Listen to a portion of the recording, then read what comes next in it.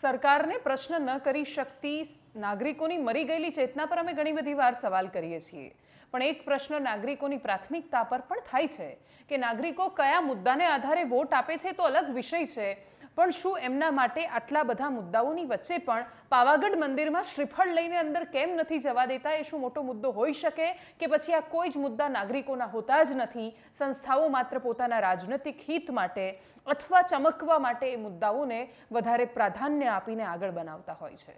નમસ્કાર, આપની સાથે હું દેવાંશી. પ્રશ્ન શું કામ આજે પણ આટલા દિવસો પછી પણ પાવાગઢ મંદિર પર આપણે કરવો જોઈએ? શું કામ ત્યાં પ્રસાદમાં નાળિયેરને અંદર લઈને છોલવાની ના પાડી છે ને કહ્યું છે કે ધરાવો તમે શ્રીફળ પણ ઘરે જઈને છોલજો જેથી ગંદકી ન થાય? તો આ રિફોર્મ્સને આપણે શું કામ નકારવા જોઈએ? કોઈ મંદિર આવી વ્યવસ્થા કરે છે અથવા કોઈ ટ્રસ્ટી આ નિર્ણય લે છે અને એની સામે તમારા સૂચન છે તો ચોક્કસથી આપવા જોઈએ. કેટલાય લોકોએ સાળંગપુર મંદિરમાં કેવી રીતે આખી વ્યવસ્થા થાય છે એના વિશે પણ વાત કરી, પરંતુ એ સિવાયના ગુજરાત રાજ્યમાં કેટલા મુદ્દા છે. આંતરરાષ્ટ્રીય હિન્દુ પરિષદ કહી રહી છે કે આ તો ઔરંગઝેબી નિર્ણય છે અને જે લોકો પર થોપવામાં આવે છે, તો શું એચપીને બાકીના મુદ્દા નથી દેખાતા? જો તમે હિન્દુ હિતની વાત કરો છો તો હિન્દુ હિતમાં તો કેટલાય મુદ્દાઓ આવી જાય છે. બધા વિષયો પર વાત થવી જોઈતી હતી. ઉદાહરણ વિધાનસભામાં પૂછાયેલા સવાલોથી જ અમારે શરૂઆત કરવી છે. ઇમરાન ખેડાવાલા જમાલપુરના ધારાસભ્ય છે, એમણે સવાલ કર્યો હતો સામાજિક ન્યાય અને અધિકારિતા મંત્રીને, અને એમાં હતું કે છેલ્લા 2 વર્ષમાં ગટર સફાઈ કરતા સફાઈ કામદારોના કેટલા મૃત્યુ થયા છે અને કેટલાને સહાય મળી છે. સરકારી આંકડો કહે છે કે 11 લોકો ગટર સાફ કરતા મર્યા છે. એએચપીની આસ્થા આમાં કેમ નથી ગવાતી? હિન્દુની હિતની રક્ષાની વાત કરતા લોકો માટે શું આ લોકો હિન્દુની શ્રેણીમાં નથી આવતા? બાકીના સામાજિક સંગઠનો કે જે હિન્દુ મુસલમાન બધાથી પર રહીને કામ કરવાની વાત કરે છે, એ લોકો કેમ આ વિષયો પર સરકારને નથી ઘેરી શકતા? એમને કેમ નથી કહી શકતા કે તમે કથિત રીતે 50 લાખ રૂપિયાની સહાય કરી છે, તમે મશીન લાવી દો કોર્પોરેશનમાં? આજે પણ જો માણસને મહેલું સાફ કરવા જવું પડે, જો આજે પણ માણસને ગટરમાં સફાઈ કરવા માટે ઉતરવું પડે અને ત્યાં ગુંગળાઈને એનો જીવ જાય છે, તો તમે એવું કહેશો કે એની જાતિના કારણે જે એ કામ કરે છે ને એ કામ કરવું જોઈએ? તો આપણે કયા જમાનામાં જીવીએ છીએ? 75 વર્ષ આઝાદીના આપણને મનાવવાનો એટલે અધિકાર નથી રહેતો ત્યારે જ્યારે આવી રીતે આંકડા વિધાનસભામાં ફ્લોર પર સવાલ પૂછવામાં આવે ને આપણા મોં પર સરકારો મારે છે. આ તમાચો છે આપણી વ્યવસ્થા પર. સરકારોને શરમ નથી હોતી આ વાતનો અહેસાસ કરવાની કે એકરાર કરવાની, હા પાડવાની કે હા આવું થઈ રહ્યું છે, પણ નાગરિકોને એ શરમ નથી? નાગરિકો કયા મુદ્દાઓમાં રચ્યા પચ્યા રહે છે? શું એમના માટે આ બધી પ્રાથમિકતા છે જે એએચપી જે વિષયો પર વાત કરી રહી છે, કે પછી નાગરિકોને કોઈ જ મુદ્દાઓ પ્રાથમિકતામાં હોતા જ નથી? બીજા કેટલાય સવાલો છે, ઘણાય સવાલો પૂછાય છે દરરોજ વિધાનસભામાં, પણ ઉદાહરણરૂપ બીજા અમુક સવાલની વાત કરીએ. જેમ કે ચૈતર વસાવા, એમણે સવાલ કર્યો કે નર્મદા જિલ્લામાં જર્જરિત આંગણવાડીઓ કેટલી છે? તો ત્યાં જવાબ મળ્યો કે 952 આંગણવાડી કેન્દ્ર ચાલે છે ને એમાંથી 146 આંગણવાડી જર્જરિત છે. અને મોટાભાગની આમાં જે બતાવી છે કે કોઈક પંચાયતના મકાનમાં, કોઈક શાળામાં, કોઈક ઘરમાં, કોઈક બીજા સરકારી મકાનમાં, કોઈક દાતાના મકાનમાં ચાલે છે. આંગણવાડીમાં તો નાના ભૂલકા બેસતા હોય છે, બહુ જ નાના બાળકો હોય છે. એમને ક્યારેય નુકસાનમાં મૂકવાનો આપણો અધિકાર નથી રહેતો. એમએલએ સવાલ કરે છે, સરકાર જવાબ આપે છે, વાતો ત્યાં પૂરી કેવી રીતે થઈ જવી જોઈએ? દિનેશભાઈ ઠાકોર ચાણસ્માના ધારાસભ્ય, એમણે વડોદરા અને જુનાગઢ જિલ્લામાં કુપોષિત બાળકો વિશે સવાલ કર્યો. તો બંનેની સંખ્યા તો વડોદરામાં જ 11,322 અને 2378ની થઈ. આપણી યોજનાઓ તો છે. પોષણ સુધા યોજના માતા માટે પણ છે. ગર્ભવતી માતાથી લઈને બાળક સુધી કોઈ ભૂખ્યું ન રહી જાય એટલા માટે સવાલો કરાય, અને છતાંય જો ન પહોંચતું હોય તો બહુ ચિંતાનો વિષય છે. વાંસદાના ધારાસભ્ય અનંત પટેલ કહે છે કે નર્મદા અને વલસાડમાં બેરોજગારોનો આંકડો આપો. નર્મદામાં 5,004, વલસાડમાં 25,888, અને એમાં એ પાછું બેરોજગારોને નોકરી જે આપવામાં આવી ને એ સિવાય નોંધાયેલા ઉમેદવારો તમે જોશો તો શિક્ષિત, અર્ધશિક્ષિત કરતાં શિક્ષિત બેરોજગારોની સંખ્યા વધારે છે. આખો ઓલ ઓવર આંકડો આવે છે, એ 2 લાખની આજુબાજુ આવે છે. એ 2 લાખ પર આવેલા આંકડા પર પણ બધા પ્રતિક્રિયાઓ આપે છે. એ તીવ્ર છે. અને આ બેરોજગારી એટલે બધાને સરકારી નોકરી આપી દેવાની તો છે જ નહીં આ સ્પર્ધા. એટલા તો પદ જ નથી આપણી પાસે કે આપણે બધાને સરકારી નોકરી આપી શકીએ. પણ આપણે ત્યાં સિસ્ટમ ચલાવવા માટે કર્મચારીઓનો અભાવ છે, આપણે એટલા લોકોને નથી ભર્યા.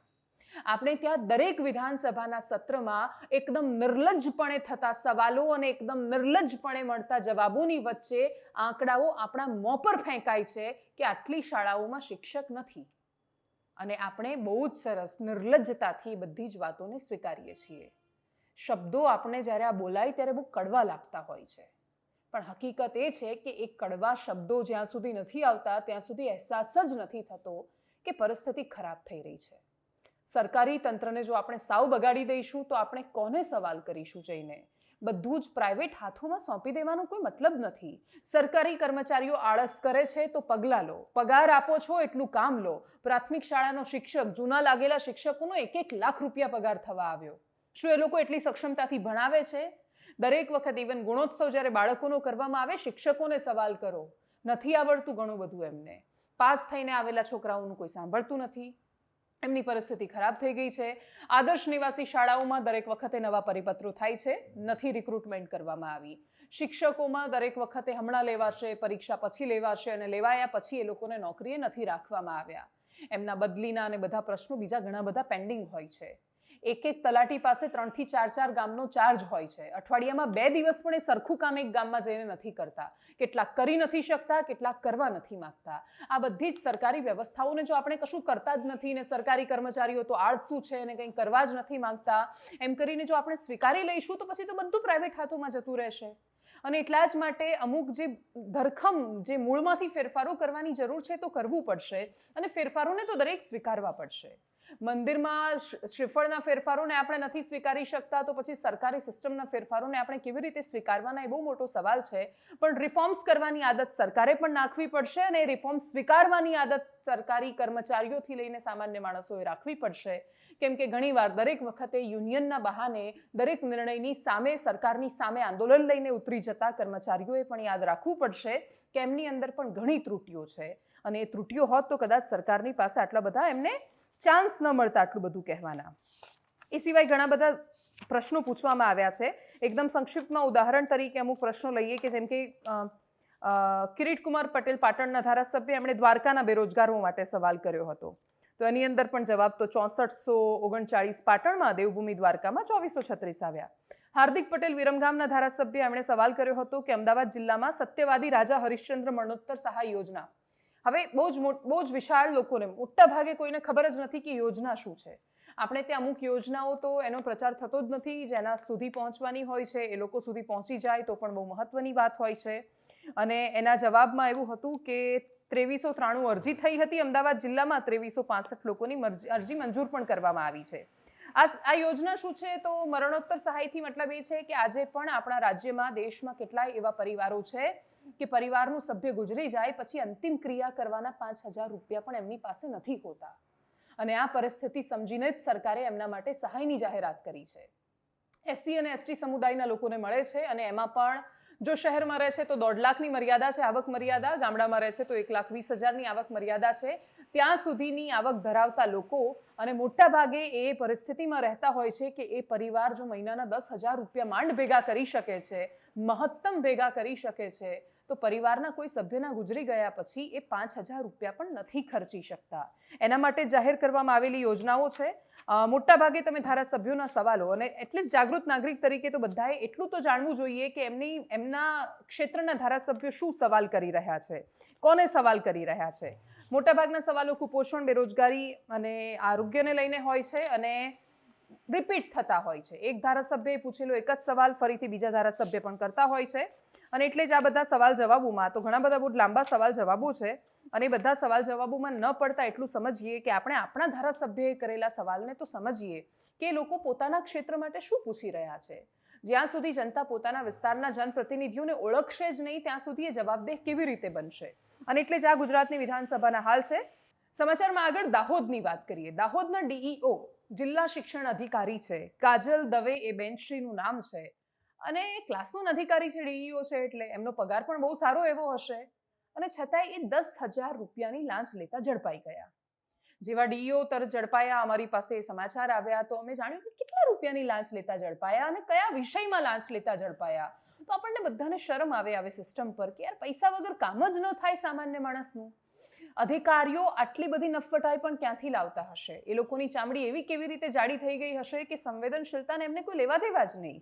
હવે કાજલ દવે ક્લાસ 1 અધિકારી બન્યા, એના પછી એ ગમે તેટલું કમાતા હશે, પણ એમના ઘરમાં પૈસા જો પેલા પેન્શન માટે પ્રમાણપત્ર માંગવા ગયેલા એક વ્યક્તિના પ્રમાણપત્ર પર સહી કરવા માટે, ખાલી એક સહી કરવા માટે, જેના માટે જ એમને પગાર મળે છે, એના માટે એમણે 10,000 રૂપિયા માંગ્યા.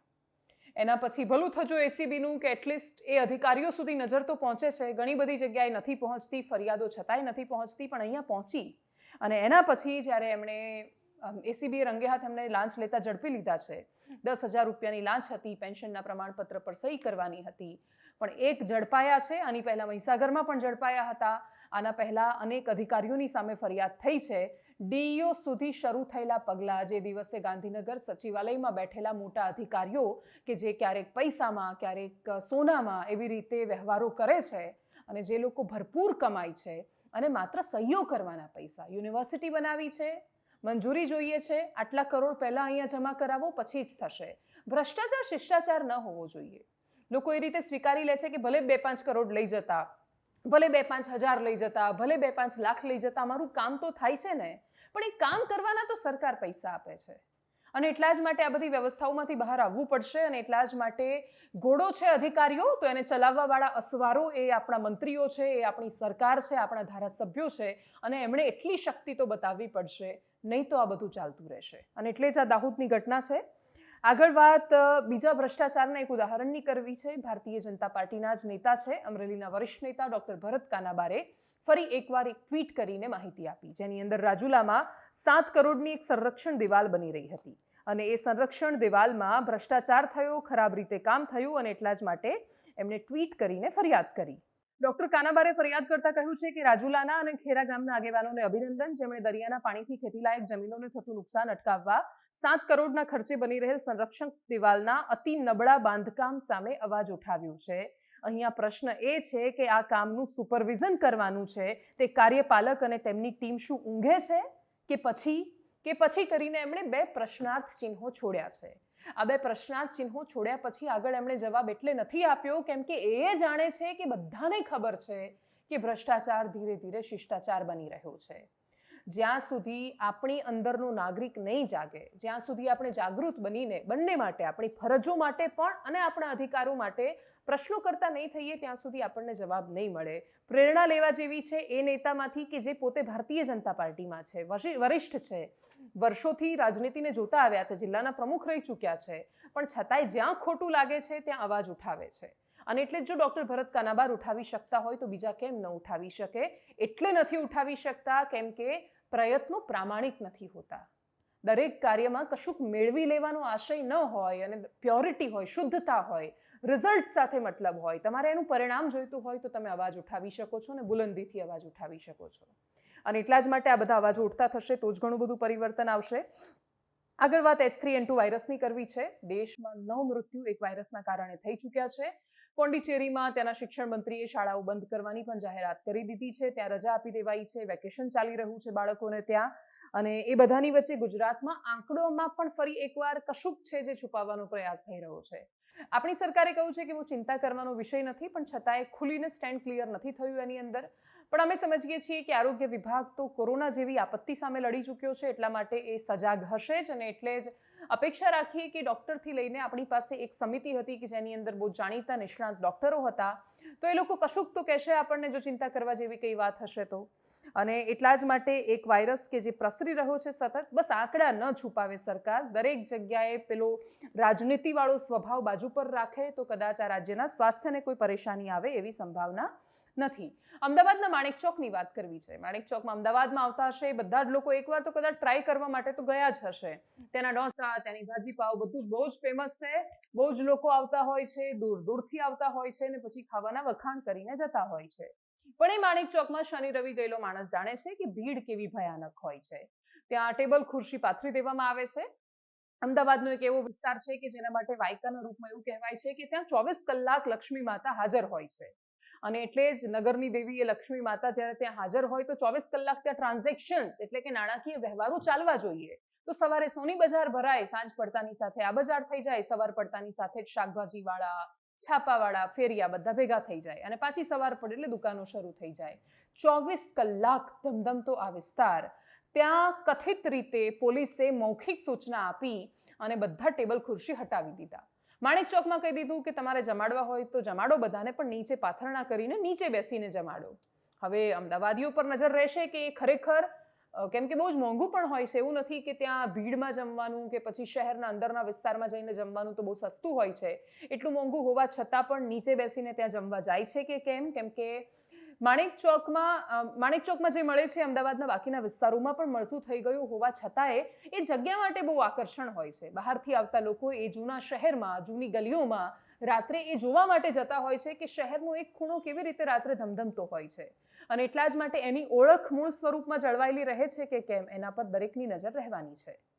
આગળ વાત રાજકોટના એક એવા શાળા બનેવીની કે જે પોતાની નફાખોરીના ચક્કરમાં એ ભૂલી ગયા કે આપણા રાજ્યનો યુવાન એ ડ્રગ્સના રવાડે બરબાદ ન થઈ જાય એના માટે એક બાજુ એટલા પ્રયત્નો ચાલે છે અને બીજી બાજુ આપણે આ પરિસ્થિતિ કરી રહ્યા છીએ. કામ શું કરતા હતા? પીવડાવતા તો સોડા જ હતા, પણ પછી એની અંદર મિક્સ કરતા હતા 2 ઢાંકણ સિરપ. હવે વિચારી આપણને સિરપ એટલે શું? શરદીમાં લઈએ તો હા, એ પ્રકારની જ સિરપ કે જેનાથી શરદી તમારી મટી જાય. પણ એ સિરપમાં એવું તો શું હતું? તો એ તત્વનું નામ કોડીન ફોસ્ફરેટ છે અને એ તત્વ તમને ભયાનક નશો કરાવે છે, અને ડ્રગ્સના નશા જેવું જ એ તમને આદત લગાડે એવું હોય છે અને એ હાનિકારક પણ હોય છે. આના પહેલા કેટલીય જગ્યાએ જોવા મળ્યું. હમણાં મહેસાણામાં પણ એક કિસ્સો સામે આવ્યો કે જ્યાં પાણીપુરીમાં ડ્રગ્સ નાખવામાં આવતા હતા. અમુક જગ્યાએ અમુક ખોરાકમાં એટલા માટે મિક્સ, ઘણીવાર ચામાં પણ એ પ્રકારના તત્વોનો ઉપયોગ કરવામાં આવે, કેફીનથી લઈને કોકીન સુધીના દ્રવ્યો કે જેથી ગ્રાહકને આદત પડી જાય. એમાં કશું જ ન હોય અને તોય પેલો ગ્રાહક ત્યાં જ આવે, પીવા માટે આવે. શું કામ? તો કે બહુ જબરદસ્ત ચા બનાવે છે. એનો દાઢે વળગતા સ્વાદ હવે રહ્યા નથી. એ તમને ઘરના ભોજનમાં જોવા મળી શકે અથવા મમ્મીના હાથની એક ટેવ પડી ગઈ હોય, અલગ છે. બાકી બહાર જે મળે છે ખાવાનું, તો એમાં તમને કશુંક દાઢે વળગી જાય છે તો તમારે સમજવાનું કે કંઈક તો આની અંદર સસ્પિશિયસ હોઈ શકે છે. દરેક જગ્યાએ જ્યારે બધું જ પ્રદૂષણ અને કેમિકલ્સ વ્યાપી ગયા હોય તો ડ્રગ્સનો આ નશો ભયાનક તો સાબિત થઈ શકે છે. રાજકોટના શાળા બનેવીની ધરપકડ કરી લેવામાં આવી. પોલીસને ખબર પડી કે સોડામાં 2 ઢાંકણ સિરપ મિક્સ કરીને નશો કરાવતા હતા. હવે એ સિરપ શું એ લાવ્યા ક્યાંથી? કેમ કે એમની પાસે તો બહુ મોટા પ્રમાણમાં જથ્થો ઝડપાયો હતો.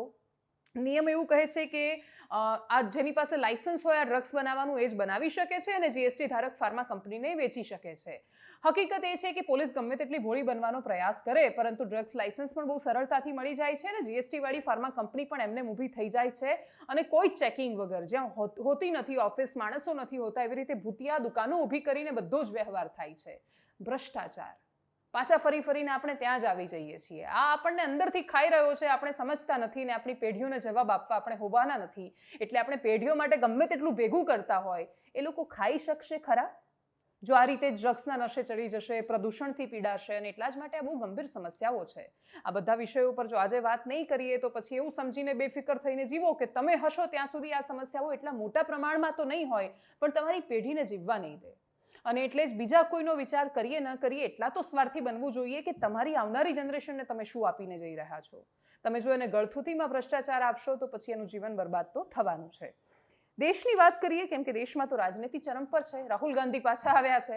રાહુલ ગાંધી પાર્લામેન્ટમાં ગયા, દેશની સંસદમાં અલગ દ્રશ્યો જોવા મળ્યા. અલગ શું કામ? કેમ કે હોબાળો કરવાનું કામ વિપક્ષને આપણે સોંપી દીધું છે. આપણે એવું માનીએ છીએ કે સંસદ નથી ચાલવા દેતા, આપણા પૈસા બરબાદ કરે છે, પણ દેશની સંસદમાં અલગ જોવા મળી રહ્યું છે.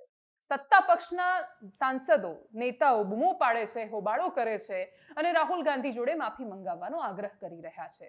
રાહુલ ગાંધી કહી રહ્યા છે કે એટલો હોબાળો કર્યો સત્તા પક્ષના નેતાઓએ કે હું તો જવાબ જ ન આપી શક્યો. સત્તા ડરી રહી છે કે હું અદાણી મુદ્દે મોદી સરકારને ઘેરી દઈશ. એના પછી એમણે પત્રકાર પરિષદ પણ કરી. દેશની સંસદમાં પણ બૂમો હોહા સંભળાયું. જોઈએ એને. तो आज सुबह मैं पार्लियामेंट गया और मैंने स्पीकर से कहा कि मैं पार्लियामेंट में बोलना चाहता हूं, अपनी बात रखना चाहता हूं. सरकार के शायद चार मंत्रियों ने मेरे ऊपर आरोप लगाया है, हाउस में आरोप लगाया है. तो मेरा हक है कि मुझे पार्लियामेंट हाउस में अपनी बात रखनी देनी चाहिए.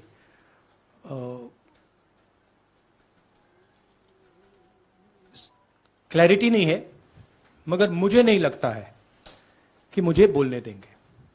मैं होपफुल हूं कि कल मुझे बोलने दें. आज 1 मिनट के अंदर मेरे आने के बाद 1 मिनट के अंदर उन्होंने हाउस को अडजर्न कर दिया। होपफुल हूं कि शायद कल मुझे बोलने दें, क्योंकि मैं अपनी बात रखना चाहता हूं, मगर पक्का नहीं मालूम। आइडिया यह है कि जो मैंने भाषण कुछ दिन पहले पार्लियामेंट हाउस में दिया